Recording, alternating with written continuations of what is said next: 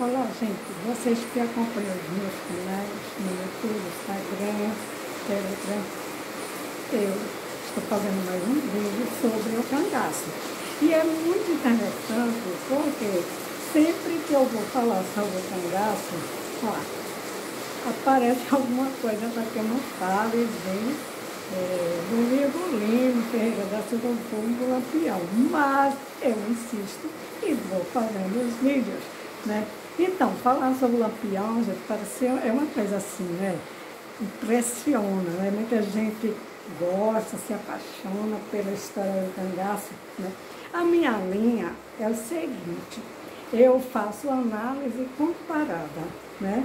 De épocas, de literatura, de estilos literários. Eu adoto, assim, a minha linha, né?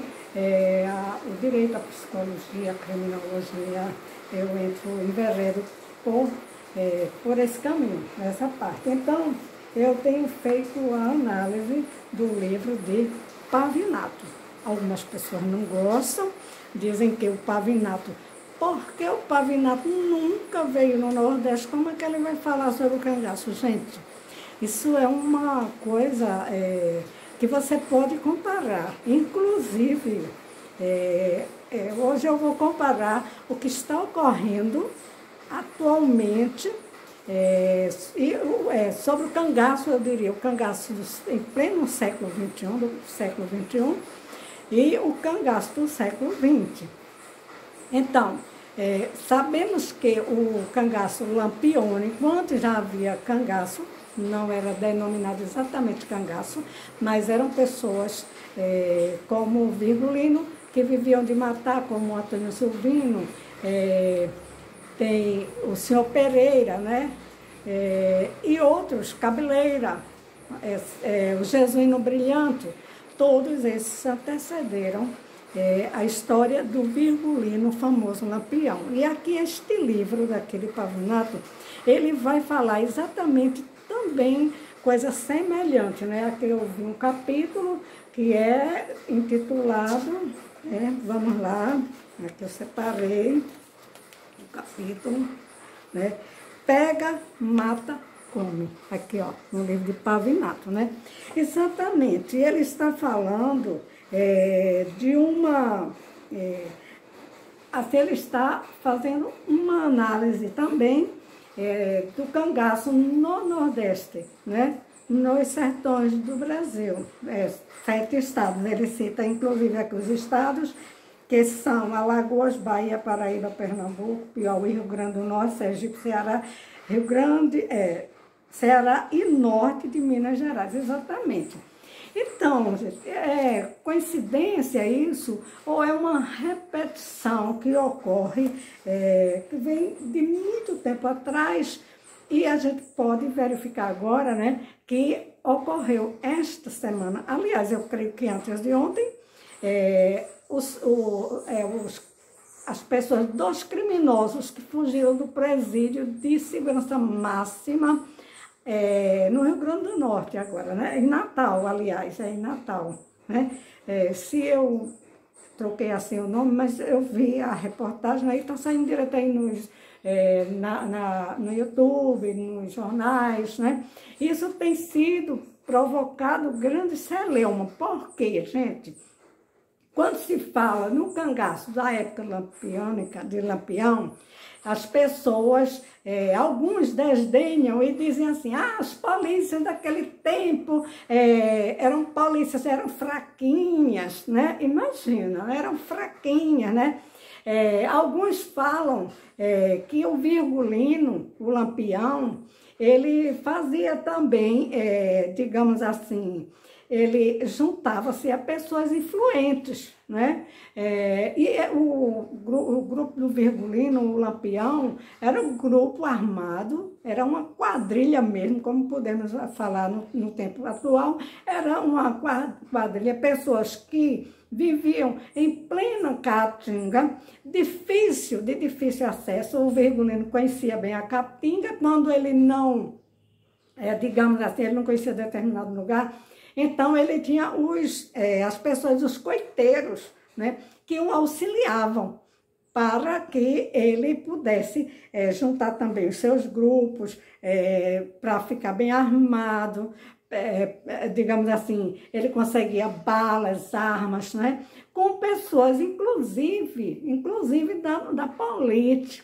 da política, gente. Então, aquela época foi uma coisa assim, estarrecedora para os sertões, né? E então, para combater o Virgulino, o Lampião, as polícias realmente não davam conta naquela época, e vejam só, não davam conta por quê? Porque não havia tecnologia como tem hoje, né? Não havia estradas, transporte difícil, comunicação, o telefone, o Virgulino até cortava os cabos, os fios dos telefones, né, para poder invadir determinado lugar, nem era cidade, praticamente eram vilas. Ele não entrava assim, em capitais ele só entrou, que eu saiba, em Aracaju, né? Mas sempre ele era uma pessoa que ele era um criminoso, assim, ele não tinha, para começar esse assunto, ele não tinha residência fixa. E hoje que as pessoas aí estão aí agindo, né? Vejam só, fugiram dois assaltantes perigosos do presídio, aqui em Rio Grande do Norte, né?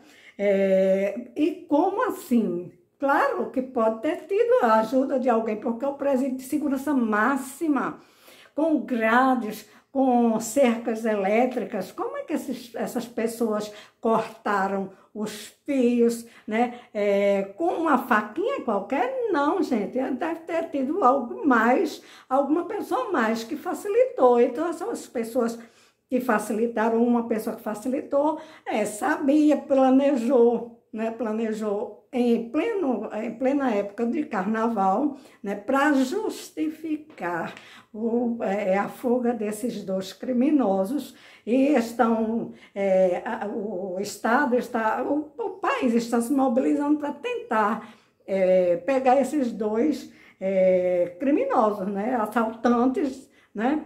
E então a gente faz essas comparações. Vejam só, aquela época de 1920 a 38, o Brasil, principalmente os sertões, né? Eram lugares de difícil acesso, as polícias não tinham recursos, não tínhamos drone, não tínhamos aviões, assim, para que, por exemplo, hoje temos avião, campo de pouso em Serra Talhada, Vila Bela, ali pertinho de Floresta de Nazaré, né? Vejam só como as coisas são, como diz o Yaviakov, o rabino, que ele vai muito mais além, entre aspas, né? Ele vai para trás, né? Da história da Bíblia, inclusive, né? Ele vai citar Yaviakov, é um rabino que eu sigo, né?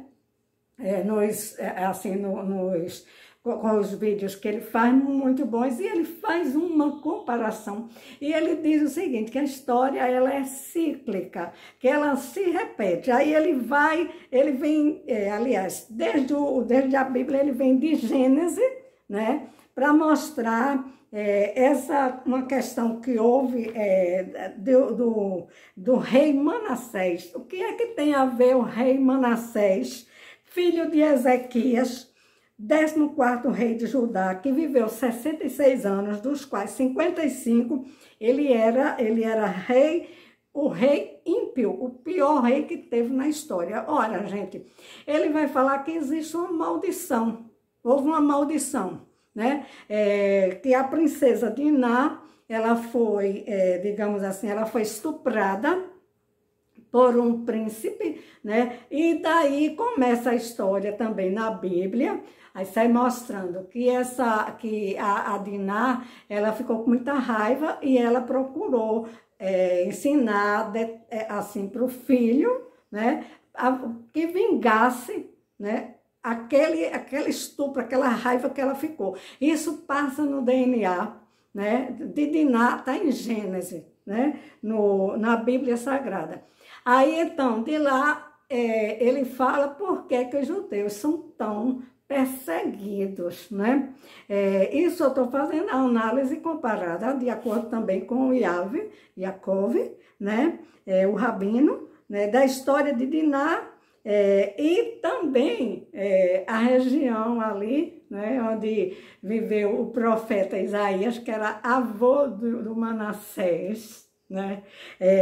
Avô do Manassés, o rei, certo? Que ele tinha uma índole péssima, o Manassés, né? Mas que isso daí foi influência, assim, que já vem no DNA, né? Aí, onde é que eu quero chegar? O Virgulino Lampião, né?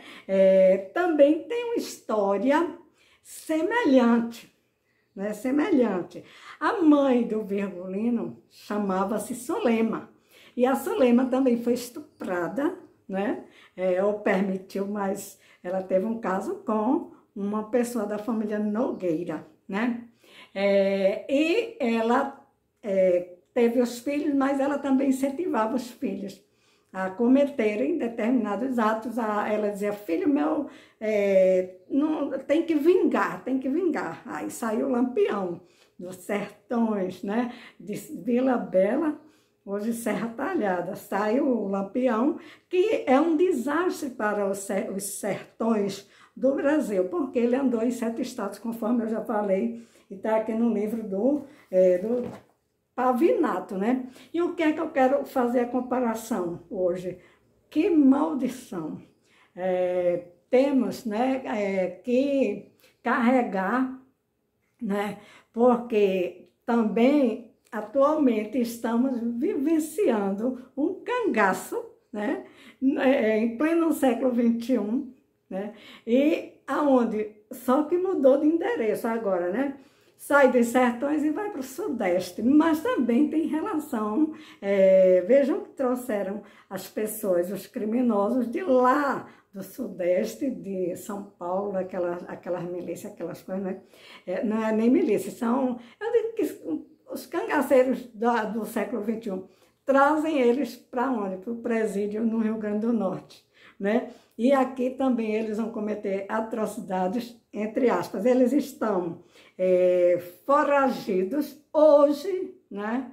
Hoje, mês de fevereiro, né? Eles estão foragidos. E as polícias, gente, por incrível que pareça, as polícias de hoje, com todo o aparato, com celular, com câmeras, né? Olha, gente, antes dos criminosos sumirem do presídio, agora faz 2 dias, né? Estão falando o seguinte, que as câmeras estavam desligadas, né? As câmeras para filmar, que abriram não sei quantos portões, tudo assim, de segurança máxima, que é o presídio de segurança máxima, né? Virgulino fazia isso, gente. Virgulino não abria presídio, né? Ele abria as cadeias. Naquele tempo não tinha presídio como tem hoje, né? Mas tinha as cadeias, né? E o Virgulino, ele armado até os dentes, né? Ele e os comparsas dele, ele também chegava nas delegacias, abria, soltava os presos, fazia juntavam aqueles grupos, né? Para assaltar e atacar, né? E aquela época era difícil para os soldados volantes, né? Perseguirem o Lampião daquela época, e hoje o cangaço tem toda a semelhança com isso. Eu acho que deu para vocês entenderem o porquê que eu estou fazendo essa comparação, né? Porque o Virgulino Lampião parece que ele é uma reencarnação daquele Manassés e de outros, né, que já passaram pela história, mas em especial o Lampião Virgulino. Parece que a história realmente é cíclica, inclusive uma grande coincidência. Gente, quando Yaakov ele fala na história de Diná, ele está falando justamente do povo, né? Um dos povos das 12 tribos, né? Descendente de Judá, da tribo de Judá.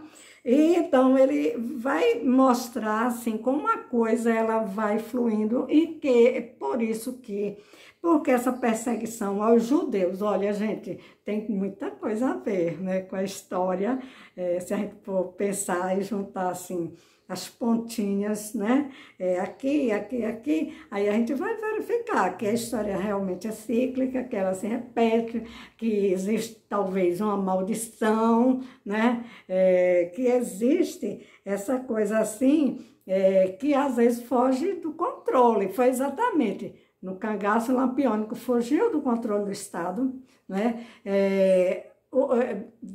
Digamos assim, o próprio governador, à época, presidente, aliás, o presidente da República, à época, Getúlio Vargas, mandou acabar com o cangaço, porque ninguém estava aguentando mais o Lampião, o Virgulino, né, o rei do cangaço, e os seus compassos. Então, muita coisa tem a ver. Por isso que o Pavinato escreveu aqui, L da Silva, o L da Silva aqui, né? L da Silva, né? O que é que tem a ver com aquela época, as épocas passadas, que o Nordeste, de vez por outra, dá uma coisa dessa, aparece uma coisa dessa, um lampião, né? Um L da Silva, né? E então, nós ficamos assim, imaginando a história do cangaço, a história do século XX, antes já houve outro, né? A história da Bíblia Sagrada, da Torá, e Yaakov, como ele é um rabino, ele fala na Torá, eu falo na Bíblia Sagrada, porque está aqui, inclusive, no livro dos Reis, na Bíblia, certo? Livro dos Reis, capítulo 21, tá? Olha aí. Manassés, ele chama até Manaqués, né? Manassés, o rei que, inclusive, o Manassés, ele, quando olhou assim, quando ele tinha 4 anos de idade, segundo o rabino, né? Ele olhou assim para o avô, que ele era descendente também de Isaías, do profeta Isaías. Aí ele disse assim, 4 anos de idade, essa cabeça, ó, dá para cortar e brincar com a cabeça do profeta Isaías, né? Então, gente, são essas conexões que a gente vai estudando, analisando, né? E algumas pessoas querem ficar naquela mesmice. Ah, porque a história do Lampião, o Pavinato não sabe nada, ele está fazendo história. Fazendo história não, desculpa aí. Ele está analisando a história do Virgulino, famoso Lampião, à luz dos tempos modernos, né, que estamos vivendo um verdadeiro cangaço, né, só que dessa vez está ocorrendo no Sudeste, né, São Paulo, Rio de Janeiro também está super, né, tomado pelas milícias, por esses cangaceiros do século XXI, e que, se nós formos analisar e começar a fazer as conexões, né, então, é uma história que não é tão nova, vem desde lá, ó, desde os tempos bíblicos, né, e tem sido uma... sim, não esquecendo que, como estamos falando em Yaakov, nós vamos lembrar que Benjamim Abraão Boto vem de lá daquela região, né, de Israel, quer dizer, ele era um sírio-libanês, né, sírio-libanês, que veio fugido da guerra, da Primeira Guerra Mundial, que estava ocorrendo lá na região dele, e ele, para ele não servir, porque ele sabia que poderia morrer, ele veio fugido, o Benjamim Abraão Boto, ele veio fugido de lá, ele era de uma outra cidadezinha, sempre eu esqueço o nome da cidade que ele nasceu, um nomezinho bem pequeno, mas eu esqueço. Mas ele, porque sírio-libanês, porque ele saiu da Zalé. Ele saiu de Zalé, a terra que ele nasceu, né? Aí passou pela Síria e Líbia por ali, né? E para ele conseguir vir para o Brasil, chegou no Brasil aqui em Recife, né? Depois daqui ele foi para Arco Verde, Rio Branco, em Pernambuco. Depois ele foi para o Juazeiro do Norte, onde lá ele ficou sendo secretário. Primeiro ele foi como chama mascate, né? Ele vendia essas bugigangas, essas coisas. Depois ele passou a secretário do padre Cícero Romão Batista, que tinha muita influência naquela época, muita influência, inclusive foi prefeito de lá, de Juazeiro, né? Era uma pessoa também muito ligada, assim, tinha um certo poder, inclusive na política, né? Foi, conforme o Pavinato colocou no livro dele, ele foi excomungado da igreja, gente. Ele saiu da igreja, né? Mas ele continuou sendo padre, recebendo as benesses, digamos assim, do povo, né? E então ele... por que entra o padre Cícero nessa história? Porque o Benjamin Abraão foi ser secretário do padre Cícero, como também o Virgulino estava lá, no Juazeiro do Norte, do Ceará, estava lá a época que Benjamin Abraão Boto estava, né? E então o Virgulino recebeu uma patente fajuta de... ele era, como é que chama? Uma patente de capitão, né, para lutar contra a coluna Prestes, vejam só. E ele nunca brigou com a coluna Prestes, mas ele recebeu muito armamento, né, armas de grosso calibre, para lutar contra a coluna Prestes, certo? Então, gente, tem muita coisa a ver. Então, a gente pode fazer essa análise comparada. Algumas pessoas não gostam, não tem nada a ver. Tem sim. Tem sim, a história parece que se repete, né? Essa questão agora do Hélio da Silva, né? Que vai lá para o Egito e chega lá e fala, digamos assim, fala de Israel, né? Que fala também que dá apoio daqui do Brasil para os Hamas, né? Então, gente, vamos pensar mais e analisar o cangaço dessa forma. Pelo menos é o meu, né? É a minha forma de analisar, é essa. E essa é a minha linha, eu não vou deixar de seguir. Dá o like aí no vídeo, porque eu tinha muitos seguidores, quase 30 mil seguidores. Mas depois que alguém se doeu, disse que eu estava falando, que não tinha nada a ver, que estava citando algumas páginas de algumas pessoas, direitos autorais, essa coisa, eu perdi os meus seguidores, mas não tem problema. Porque eu vou continuar falando e analisando e estudando o cangaço à luz da psicologia, do direito da psicanálise, à luz da criminologia, que é matéria da criminologia. E não esqueçam que, se vocês quiserem conhecer o lugar onde o Virgulino, o Lampião, ele viveu a infância, a juventude dele, a adolescência e a juventude, vai lá em Nazaré do Pico, aqui no sertão de Pernambuco, município de Floresta, e lá vocês vão encontrar ainda, temos lá o museu, temos as pessoas, as casas, o casário está da mesma, conserva a mesma silhueta, está do mesmo jeito que foi na época do cangaço lampiônico, então uma vila, tem o teatro, né, tem a história, para que vocês passem lá em Nazaré. Tem também a pousada Manuel Neto, que foi quem é um dos combatentes mais conhecidos, entre aspas, né?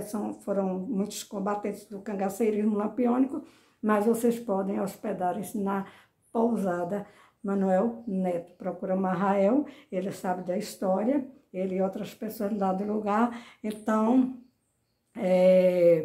vamos lá em Nazaré, para conhecer também a história e fazer essa conexão. Nazaré, né? Nazaré aqui do Pico, né? No Brasil, no sertão de Pernambuco, e vir lá para aquelas cidades também, aqueles lugares onde Jesus Cristo nasceu, né? Porque eu digo Nazaré é uma terra santa, porque venceu o Virgulino Ferreira da Silva, vulgo Lampião, rei do cangaço. Dá um like aí, tá?